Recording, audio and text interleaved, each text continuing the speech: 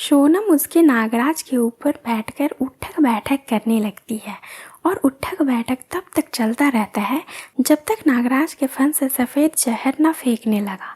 उसके बाद दूसरे दिन कमलेश फिर आ जाता है और बोलता है, आज मैं तुम्हें अपने ऊपर कबड्डी खेलने नहीं दूंगा, आज तो सब कुछ मैं करूंगा। इतना बोलते ही कमलेश टूट पड़ता है। ये पागलपन देखकर सोनम और भी ज़्यादा पागल हो जाती है और बोलती है, ठीक है, आज जो करना है कर लो। फिर कमलेश और तेज हो जाता है। चंचल सोनम को रोकने टोकने वाला अब कोई नहीं था। पति के जाते ही वो सच संवरकर घर के बाहर ताक झांक करने लगती। हालांकि वो 2 बेटियों की माँ बन चुकी थी, लेकिन उसकी उम्र का अंदाज़ा लगाना बहुत मुश्किल था। सोनम के घर कमलेश का आना जाना था। वो सोनम की फुफेरी बहन दीपिका का पति था, लेकिन कानपुर शहर में रानीगंज मोहल्ले में रहता था। वो शटरिंग का काम करता था। कमलेश और सोनम का रिश्ता जीजा साली का था। इस नाते वो सोनम से हंसी मजाक में छेड़छाड़ भी कर लेता था। सोनम उसकी हंसी मजाक का बुरा नहीं मानती थी, बल्कि वो खुद भी उससे छेड़छाड़ और मजाक करती थी। वह सोनम के सौंदर्य की तारीफ करता था तो सोनम के शरीर में अलग अलग तरह की तरंगे उठने लगती थी। 2 बच्चों की मां बनने के बाद सोनम के रूप लावण्य में और भी निखार आ गया था। उसका गदराया यौवन और भी रसीला हो गया था। झील सी गहरी आंखों में मादकता छलकती थी। संतरे की फांकों जैसी अधरों में शहद जैसा द्रव्य समा गया था। सुराहीदार गर्दन के नीचे नुकीले शिखर किसी को भी आकर्षित करने के लिए पर्याप्त थे। शादी से पहले भी सोनम के बहुत सारे लड़कों से रिश्ते थे, क्योंकि सोनम का भी एक लड़के से मन नहीं भरता था और जब भी मौका मिलता था तब वो गन्ने के खेत में चली जाती थी अपने यार के साथ और पूरा दिन भर अपनी ख्वाहिशें पूरा करती रहती थी। और ऐसा वो महीनों में कई बार किया करती थी, क्योंकि उसके यार भी बहुत सारे थे तो सबका नंबर आता था। इस तरह शादी होने से पहले सोनम की लाइफ बिल्कुल मज़े में कट रही थी, लेकिन जब से शादी हुई तब से उसकी सारी मस्ती खत्म हो गई थी, क्योंकि अब तो बस उसे सिर्फ अपने पति के साथ ही कबड्डी खेलनी पड़ती थी और उसे उसका पति में कुछ खास दिलचस्पी भी नहीं थी। और अब इधर उधर आते जाते अक्सर सोनम के रूप लावण्य की तारीफ करता था।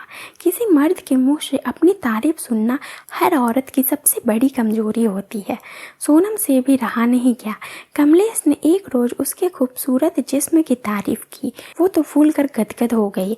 फिर वो बुझे मन से बोली, ऐसी खूबसूरती किस काम की जिसकी तरफ पति ध्यान ही ना दे। कमलेश को सोनम की किसी एक ही कमजोर नस की तलाश थी। जैसे ही उसने अपने पति की बेरुखी का बयान किया, कमलेश ने उसका हाथ थाम लिया। तुम चिंता क्यों करती हो? हीरे की परख जौहरी करता है। आज से तुम्हारे दुख मेरे हैं और मेरी सारी खुशियाँ तुम्हारी।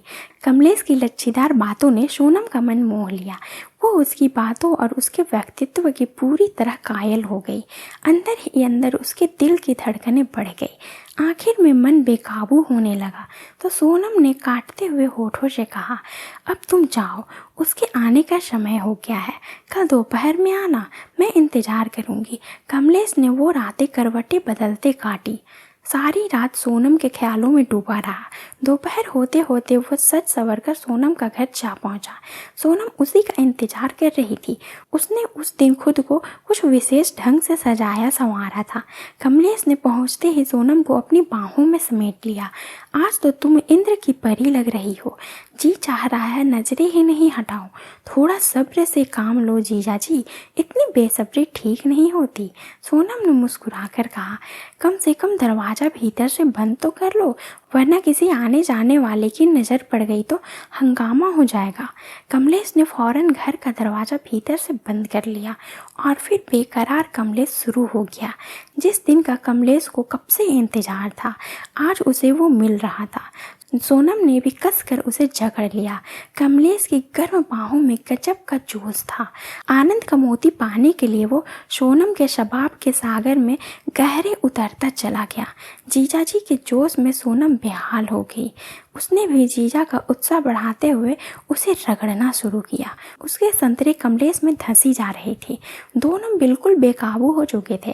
फिर कमलेश ने अपना नागराज बाहर निकाल दिया। सोनम उसे देख के और भी ज़्यादा बेकाबू हो गई, क्योंकि वो काफ़ी लंबा और मोटा था। सोनम खुद को रोक नहीं पाई और उसे पकड़ ली और खेलने लगी, जिससे कमलेश को और भी ज़्यादा अच्छा लगने लगा। इधर कमलेश भी दोनों संतरों को दबाने लगा। दोनों एक दूसरे में बिल्कुल खो चुके थे। फिर तुरंत कमलेश ने अपने नागराज को सोनम के बड़े बड़े संतरों में रगड़ने लगा।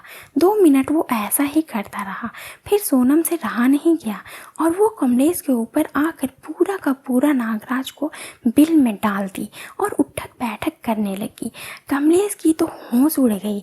वो तो होश आ गया था और वो उठक बैठक तब तक चलता रहा जब तक नागराज के फन से सफ़ेद जहर ना फेंकने लगा।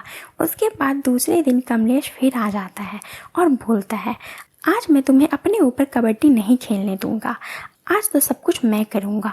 इतना बोलते ही कमलेश टूट पड़ता है और तुरंत अपनी सारी ख्वाहिशें पूरी करने लगता है। इस बार पूरा कमान कमलेश के हाथ में होता है। ये पागलपन देखकर सोनम और भी ज़्यादा पागल हो जाती है और बोलती है, ठीक है, आज जो करना है कर लो। फिर कमलेश और तेज हो जाता है और तुरंत नागराज को बिल में डाल देता है। नागराज काफ़ी तेज़ी से बिल में अंदर बाहर होता है और ये करीब 10 मिनट तक चलता रहता है। बस उस रोज़ से ये खेल अक्सर खेला जाने लगा। तो दोस्तों, कमेंट में ज़रूर बताएं कि आपका खड़ा हुआ या नहीं।